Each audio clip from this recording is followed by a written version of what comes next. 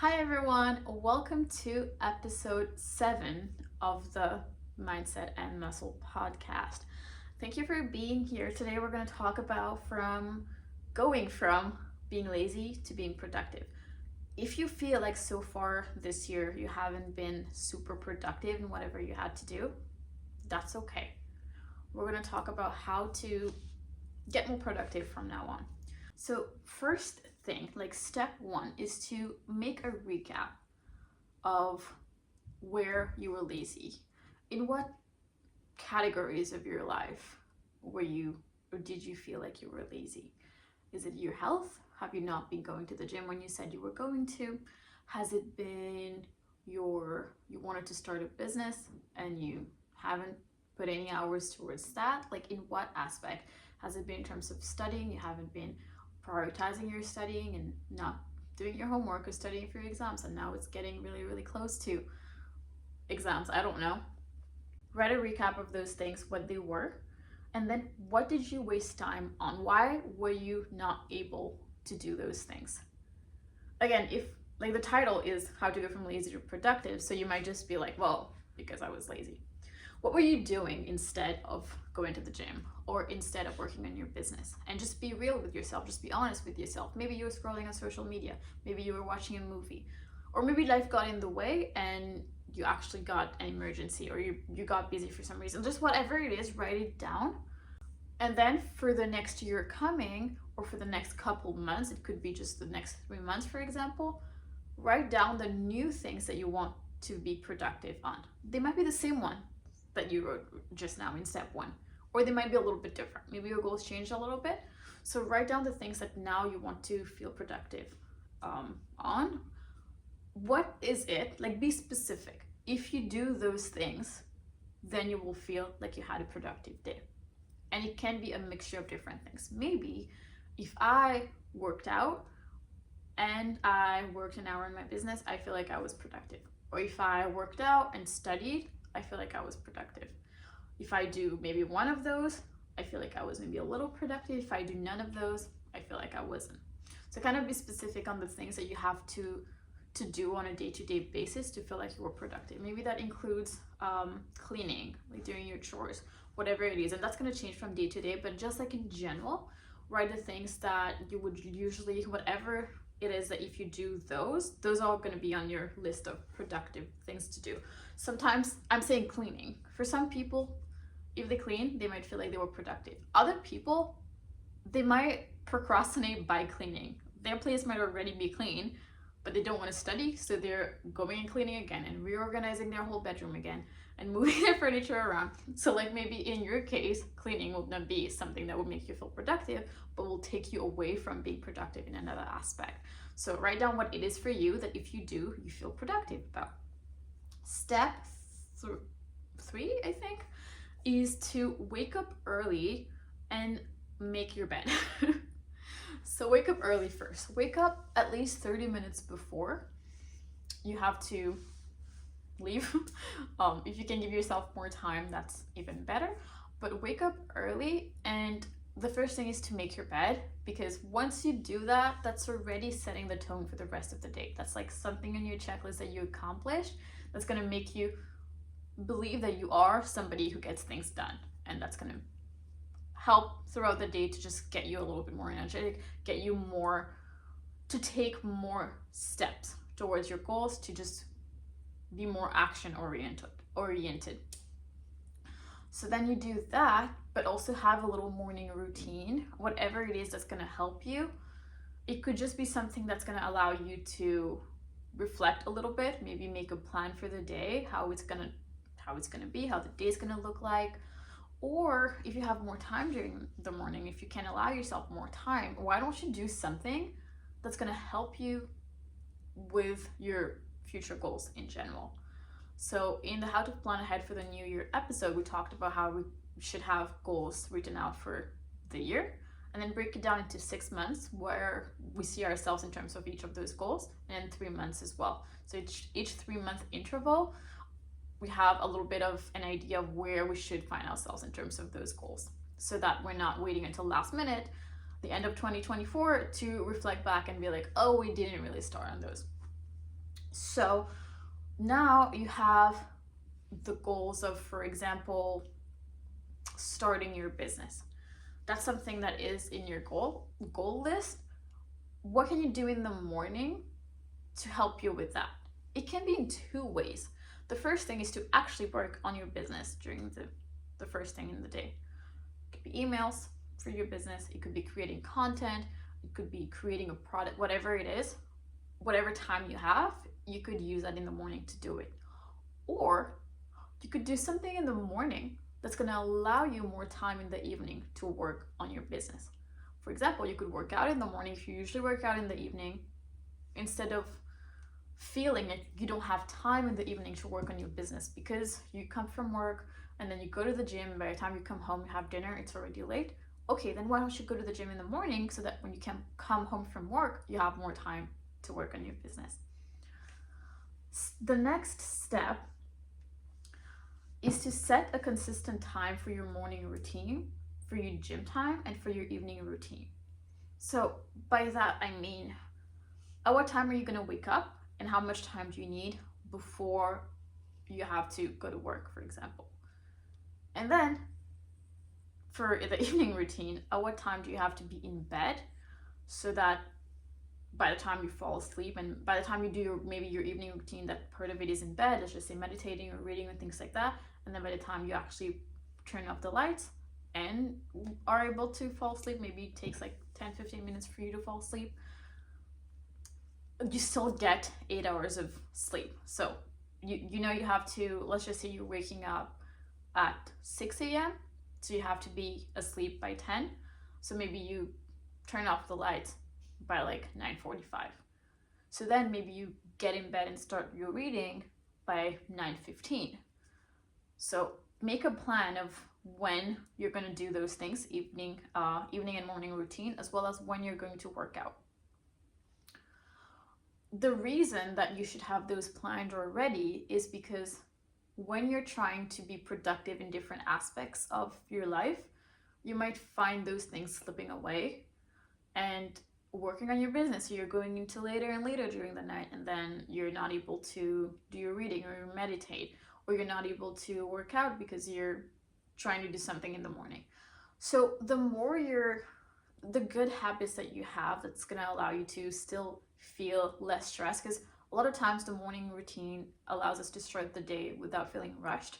So it allows us to start the day very slow and then get into it. So it's your you time. And then the evening routine allows you to really slow down again and be able to sleep better, maybe to sleep even more because you're not waking up in the middle of the night. Sometimes I feel like if I go to bed, my mind very active still, I could wake up in the middle of the night or have trouble falling asleep and things like that.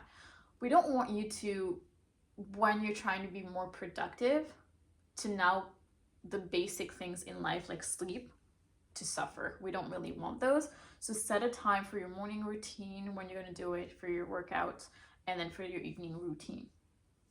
And then step 7, I believe, is to give yourself enough time for each important goal that you have.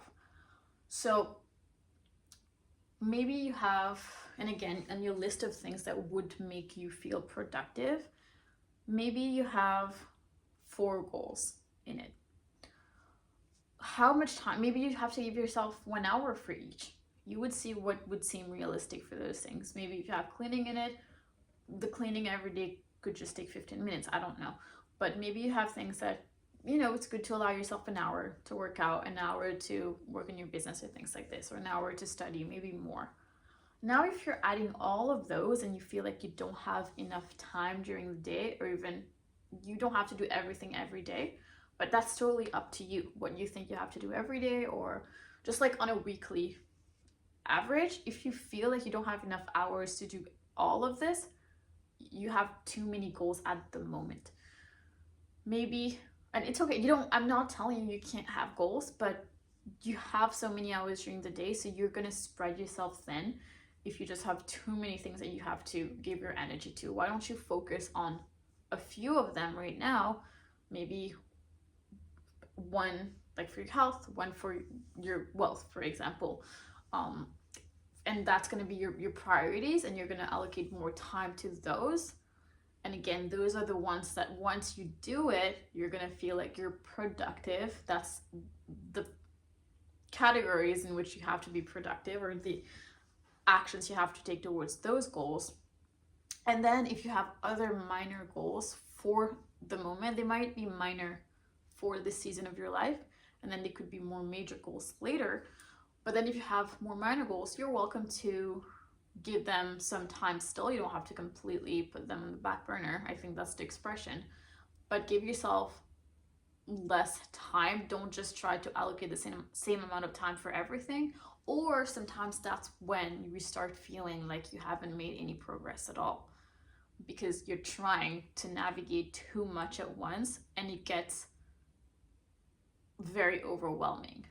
Sometimes what happens when you have too many goals, when you have too many things to do, and your to-do list is that long, but literally if you try to realistically see how long every task will take on that to-do list, that's going to take you more than 24 hours in a day. Then what happens in those instances is that you already start to feel tired and overwhelmed, and you don't work on anything. You feel like you don't want to start anything, so you just end up watching TV and putting everything to the side. So then nothing gets done. Whereas if you had a shorter list when you're not feeling overwhelmed, I feel like every day you're going to come home and you have 4 hours before you have to go to bed, and you have 2 hours of work that are very important. You are going to be productive in those 2 hours. Whereas if you have 5 hours of work then you have 5 hours of work that you're trying to collapse into 4 hours that you have, sometimes you might find yourself just not doing anything because you know you're not going to be able to finish it. The next step is to put your phone away when you actually have work to do. So you could, if you need your phone, I don't know why you wouldn't always need your phone next to you, but sometimes I like to have my phone next to me. Put it on do not disturb at least. But don't allow just constant notifications to always be beeping at you and disturbing you and distracting you from what you have to do. And don't be somewhere where you have people constantly talking to you when you're trying to get work done. If it's possible, go somewhere a little bit more quiet, or even if you go in a cafe that's not quiet, but it's still somewhere that you're going to wear your headphones or something, and just people not randomly going to talk to you all the time.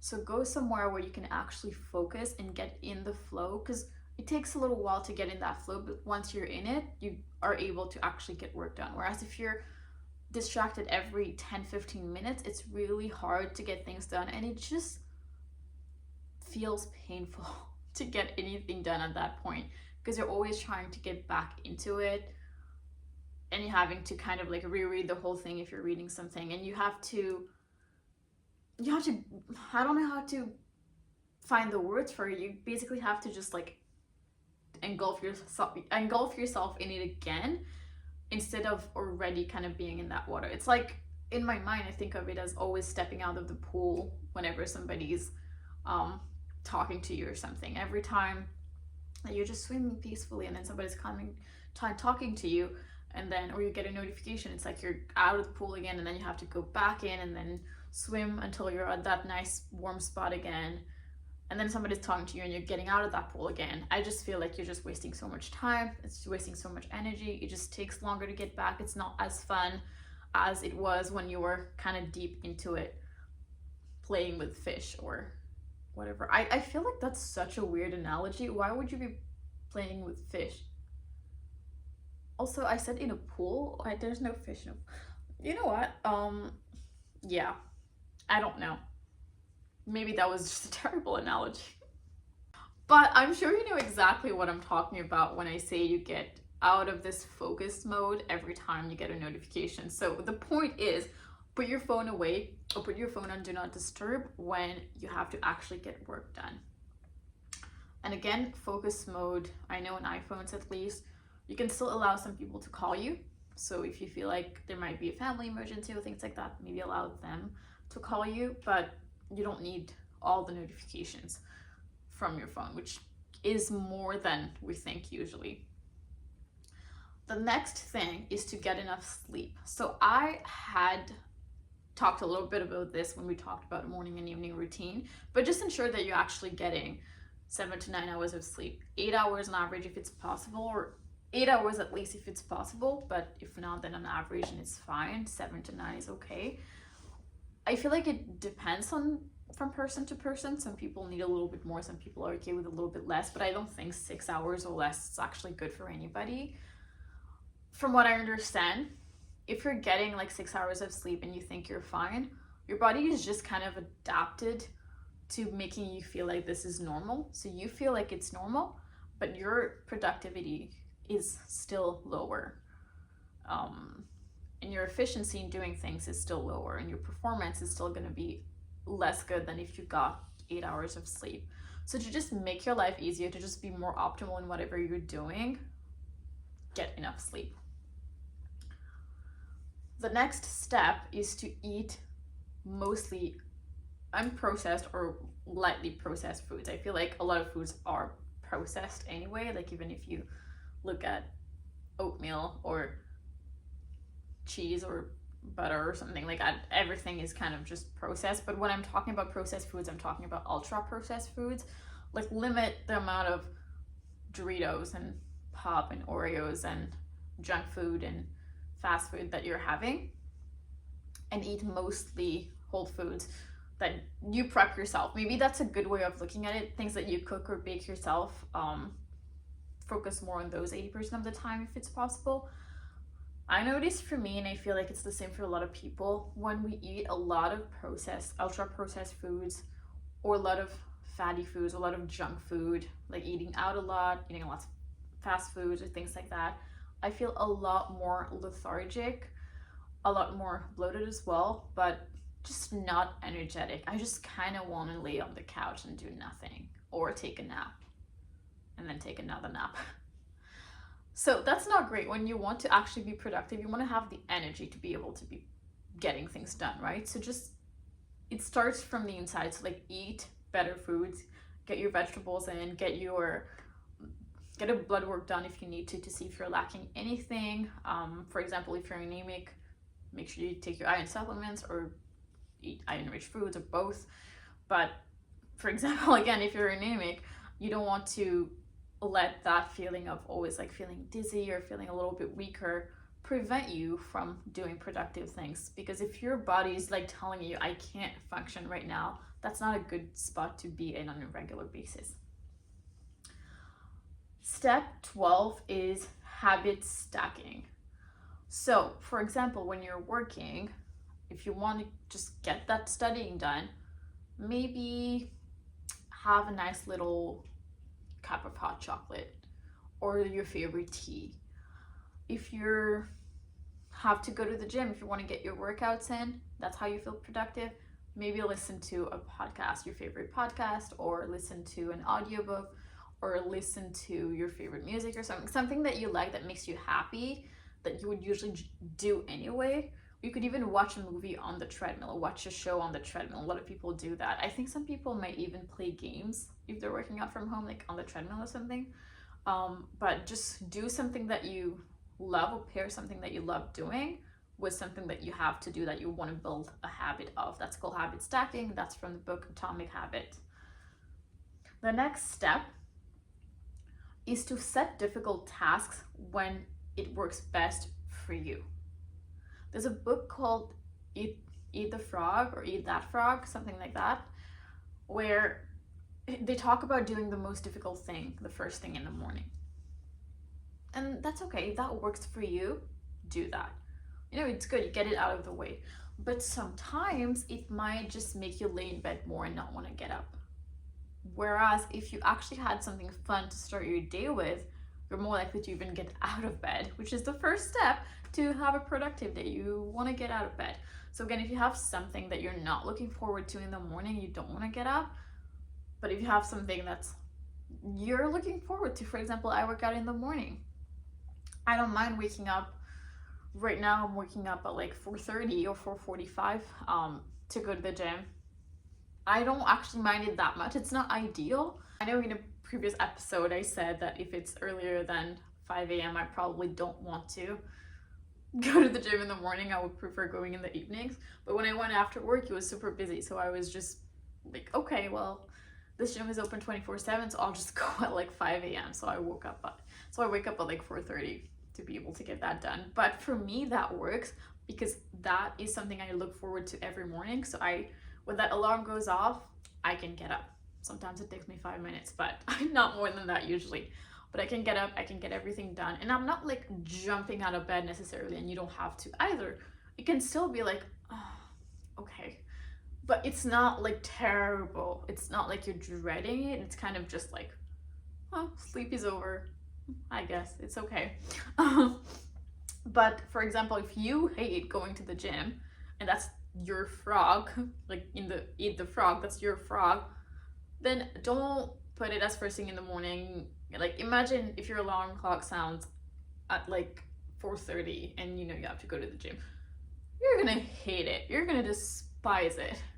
Whereas do something that works better for you. If you're a night owl, if you like going to bed a little bit later, then you would wake up a little bit later than this, but still not too close to when you feel rushed. You still give yourself enough time in the morning. But if you start that day with doing something that is fun for you, that you're looking forward to, then do that. And then whatever is the hardest part for you, because that point was talking about this setting difficult tasks for when it works best for you. For most people, I would say it's still early during the day where you still have some energy, but not first thing during the day. Now, that might not always work, because if you have 30 minutes in the morning and then you have to get ready to go to work, you might not accomplish that thing at like 10 a.m., which would be the perfect time for you to do a difficult task. In that case, it doesn't have to be the perfect time, just whatever time you have available to get your work done, find the time that works best for it. Again, if that's studying, you can choose to study in the morning if that works best for you, or you choose to study in the evening if that works best for you. Maybe just when you come home from work.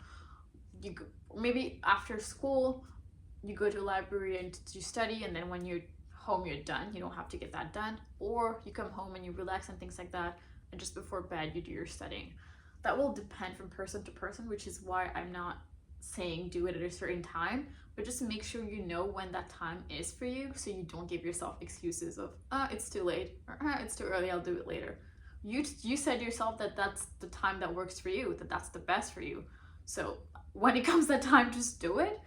And calendar blocks, so add that in your calendar first of all, to do that thing every day or however many times a week you have to do it, for that to be a productive week for you. In calendar blocking, I also mean block out different things, most things that you do during the day. So add your workouts in, add your whatever you need to accomplish, add it in, but you don't have to add your 15-minute breaks. You don't have to necessarily add when you're going to have dinner or lunch. You don't have to overdo it, because sometimes things spill over. Like, give yourself enough time when you're calendar blocking. I might actually have a whole episode made at a certain point about calendar blocking and how to make it work the best for you. Let me know if that's something that you want to hear about. But just in general, so give yourself some free time, some space, so that if something takes more time than you anticipated it to, you're not getting stressed now because of it. But also don't overdo it. Like, you don't have to block out every minute of every day. But the most important things that you know you have to do, like give yourself an appointment to do those things. For example, going to the gym again, or allocating time for a solo date every week or something. But right now we're talking about being productive. So maybe just, your side hustles, things like that. Like, put that as something that you have to do as a commitment to yourself, which is what you should use your calendar as. And then I talked a little bit about that just now, but don't overbook yourself. On a day-to-day basis, allow yourself some slow time or some free time. Again, I know you might have big goals, you might be hustling to get things done, to get things moving in your life so you can have a better future. But it's very easy to burn out if you're just go all the time. So allow yourself some time, even if you're calendar blocking or things like that. Don't overbook yourself if you're seeing like you're constantly every day on your to-do list you have 3 things out of 15 that are left, then maybe 15 things to do every day is a little bit too much. Maybe have 10 things to do so that you can also relax, and you're allowed to watch a show, you're allowed to play some games, you're allowed to do things that just make you happy, that don't have anything to do with your like future you, as long as that's not all that you do. If you have big goals, the important things is to allocate time for them, but that doesn't mean that you should neglect your present moment. It's kind of finding a fine balance between those things. But also allow yourself one reset day when you can. So for me at the moment, it's hard for me to have a reset day on the weekend. Although today I would have loved for it to be a reset day, but because I meal prep on Sundays, so groceries and meal prepping on Sundays, and then on Saturdays I'm using for just filming or just getting like everything else done, cleaning and things like this, it's a little bit hard for me to give myself a whole weekend day for a refresh or a reset day. So what I do sometimes is I give myself Friday night for a reset day. I don't usually like going out very much. You can if you want to, but my reset day would include just not having much work to be done. Even if I have to do a little bit, it's still chill. It's still something that's like a breeze, but I don't have much to do.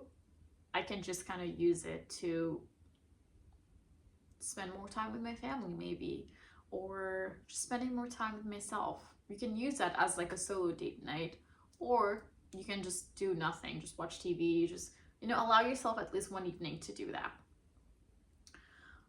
And then the last thing about being productive, going from lazy to productive, is to actually have an activity a week that you're excited about. So for me, that would be my weekly solo date again. But if you have one thing that you're excited about, at least, it allows you to want to be productive for the rest of the week, kind of looking up to that day. Because you know that day is kind of booked off. You're not going to be able to get that work done. So you're going to get like, well, you have energy because you're happy doing this thing. So you have this energy and this motivation to just get other things done. Whereas if every day you're just doing things that are going to progress you and going to be good for future you, but then you're really dreading it and you're really not enjoying that present hustle, it's very quickly going to get less and less enjoyable for you to get that studying in or get that work in or get that workout in if you don't have anything to look forward to during the week.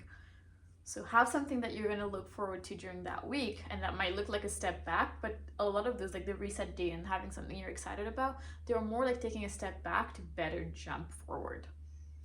So those are some of my tips for going from feeling like super lazy at home to being more productive and actually getting things done and progressing towards your goals. Let me know what you thought about this episode. If you liked it, if there's anything I missed, let me know, and I will see you in the next episode. Bye-bye.